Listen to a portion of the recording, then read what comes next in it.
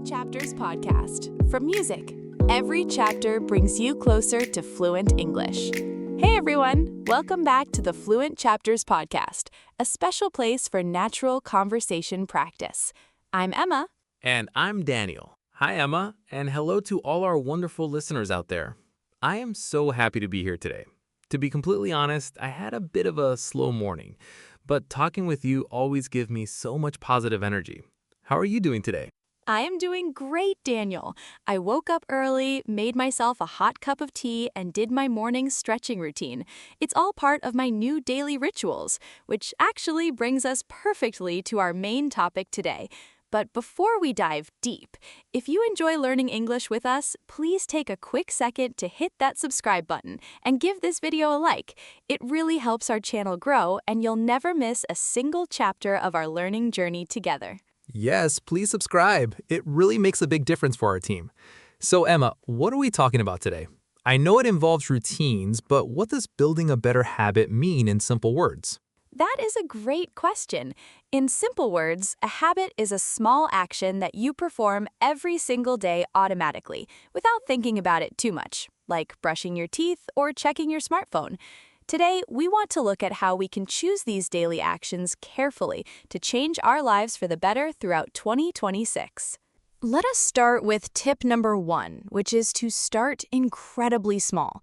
When people want to make a big change in life, they often try to alter everything at once, which makes them feel overwhelmed and stressed.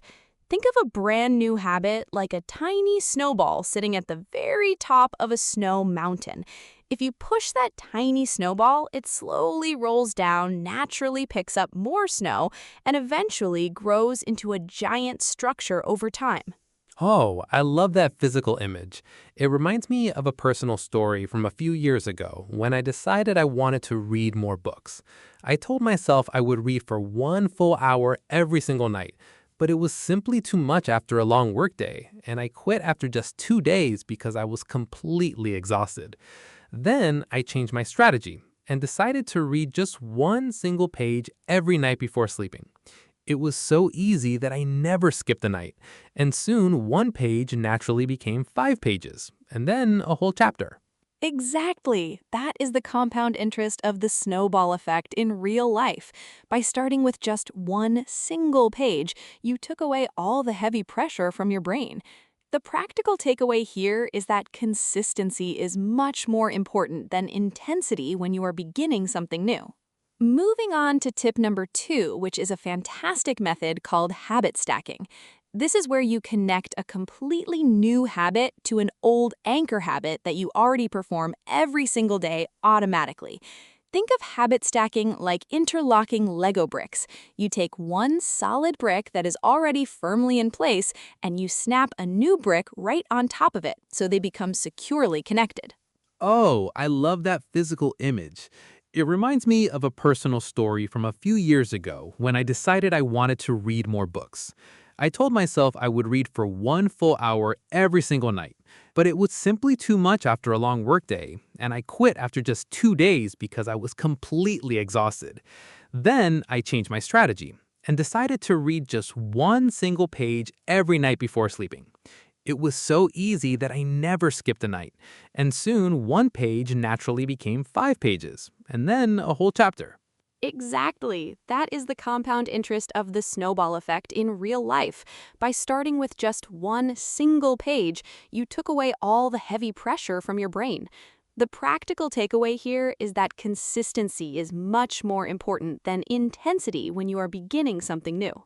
Moving on to tip number 2, which is a fantastic method called habit stacking. This is where you connect a completely new habit to an old anchor habit that you already perform every single day automatically. Think of habit stacking like interlocking Lego bricks. You take 1 solid brick that is already firmly in place, and you snap a new brick right on top of it, so they become securely connected. That makes so much sense because you do not have to create a brand new time slot in your busy schedule. I actually used this exact trick to start my daily habit of practicing foreign vocabulary. Every single morning, I make a hot cup of coffee, which is an old habit I never forget. So I decided that while my coffee machine is brewing for 4 minutes, I must open my learning app and review 10 words. Because the coffee machine acts as my physical cue, I never forget to study. That is brilliant, Daniel. You used the physical cue of the kitchen machine to trigger your brain naturally. Our practical takeaway for habit stacking is to look at your daily routine, find an anchor habit you never skip, and attach your new goal directly to it. Tip number 3 is all about environment design, which means changing the physical space around you to make good habits easy and bad habits difficult. Think of your physical surroundings like a completely clean whiteboard. If the whiteboard is full of messy old scribbles and distractions, it is hard to write anything new, but a clean board helps you focus your mind instantly. Wow, environment design completely changed my sleep routine. I used to keep my smartphone right next to my bed on the nightstand, and I would stay up until midnight scrolling through social media feeds. I realized my physical environment was working against my goals, so I decided to place my phone charger in the living room instead. Now, my bedroom is a phone-free space, and because the phone is physically far away, I create friction that stops the bad habit. That is an incredible example of removing negative temptation. If you have to get out of bed and walk all the way to the living room, your brain pauses and thinks twice. The practical takeaway here is that you should design your room so that your positive choices are highly visible and your negative distractions are hidden. Now, let us discuss tip number 4, which is tracking your progress in a visual way so you can see your success grow. Think of your daily progress like a long chain of colorful paper clips. Every single day you complete your new habit, you add one more paperclip to the chain, making it visually longer and stronger. I actually did something very similar last year when I started my daily writing practice. I bought a massive paper calendar and hung it right on my wall. Every day that I wrote for 15 minutes, I drew a large red cross over that specific date. After a single week, I had a beautiful line of red crosses, and my only goal each morning was simply not to break that beautiful visual chain. It provides such a great sense of mental satisfaction to see your hard work physically accumulate over time.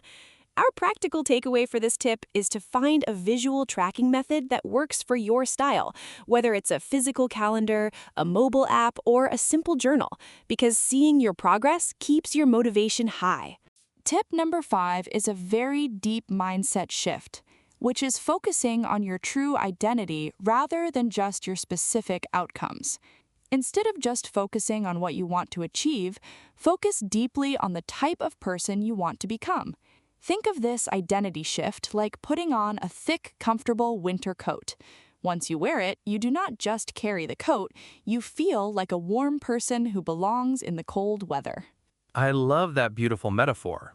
I remember when I first started jogging, I used to say to myself, I am trying to run 3 kilometers today, and it felt like a difficult chore. But then I changed my inner dialogue and started telling myself, I am a runner. Runners run, even when it is raining outside or when they feel a little tired. Changing my internal words completely changed how I viewed myself, and the action became a natural expression of who I was. That is incredibly powerful, Daniel. When you change your identity, you are no longer forcing yourself to perform a difficult task. You are simply acting like the person you truly believe you are. The practical takeaway is to start changing your inner language from I want to do this to I am the kind of person who does this. This brings us to a very crucial balance and counterpoint moment, because real life is highly unpredictable, and we will inevitably face days where we fail or skip our routines. Does this mean we should feel guilty or completely give up on our goals for 2026? No, not at all. Think of breaking a daily habit like getting a single flat tire on a bicycle while you are riding a beautiful path.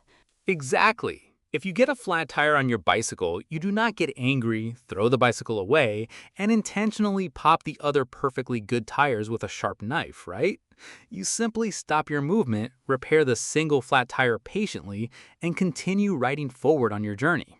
Yes, but so many English learners do exactly that. They miss one single day of studying vocabulary, and then they say, well, I ruined my streak, so I might as well stop studying for the rest of the entire month. That is popping the other good tires. The practical takeaway is that missing one day is just an isolated accident, but missing 2 days in a row is the start of a completely new bad habit. So focus entirely on a quick recovery. To truly reinforce our mindset for the year 2026, we need to understand that habits require continuous lifestyle adjustment. Think of your personal routines like updating a software app on your smartphone. The app developer does not just write the computer code once and leave it forever. They constantly release small updates to fix bugs and adapt to new systems. That is a great way to think about personal growth. I used to think that once I established a routine, it had to remain completely identical forever. But as my work hours changed, my old morning routines stopped working, and I felt like a failure. Then I realized I just needed a quick software update. I shifted my exercise routine from the early morning to the late evening, and suddenly everything clicked into place again. That is exactly what we mean by routine flexibility. Your life will change throughout 2026, and your habits must adapt to your real-world circumstances. The practical takeaway here is to review your daily habits regularly and give yourself full permission to update them whenever your lifestyle shifts. Let us quickly recap everything we have covered today. We learned to start small, like a rolling snowball, use habit stacking, like interlocking Lego bricks, design our environment like a clean whiteboard, track progress like a visual paperclip chain, and adopt a deep identity shift like wearing a comfortable coat. And remember, if you miss a day, do not pop your other tires, but treat it like a temporary flat tire and keep updating your routine like software. Now it is time for our famous word tour, where we review some excellent vocabulary used in today's episode. Our first key phrase is compound interest. Compound interest means small rewards that grow significantly over time as they add up. An example sentence is, practicing English for just 10 minutes every single day creates compound interest for your fluency skills. Beautiful. Another great phrase we used is interlocking, which means firmly connecting two distinct parts together. For example, the two co-hosts have an interlocking schedule that allows them to record this podcast together smoothly. We also coined a special idiom today, a paperclip chain, which means a visual record of continuous small achievements. For instance, I am building a paperclip chain of my daily reading habits on my wall calendar. Finally, we discussed friction, which means resistance or difficulty that slows down an action. Friction makes a task harder to complete. An example sentence is, by putting my smartphone inside a locked drawer, I created enough friction to stop myself from scrolling endlessly before bed. Perfect. And my second example for friction is if you leave your English notebook open on your desk, you reduce friction and make it much easier to start studying immediately. Now, we have a special listener challenge for all of you watching at home today. We want you to drop a comment below and answer this direct question. What is one tiny anchor habit you already do every single morning? And what is one new English learning goal you are going to stack right on top of it for 2026? We read every single comment, and we cannot wait to see your creative ideas. Yes, please share your goals with us. And if you have not already, make sure to hit that subscribe button, like this video, and share it with a friend who is also practicing their English. Your support means the world to us and allows us to keep producing these episodes. This was Fluent Chapters Podcast with Emma and Daniel. Remember that every small step you take today builds a completely beautiful future tomorrow. Bye, everyone. Take care, everyone, and keep practicing. Bye-bye. Your progress doesn't end here. To continue advancing your English skills, click on the next video or explore the additional videos we've thoughtfully selected for you.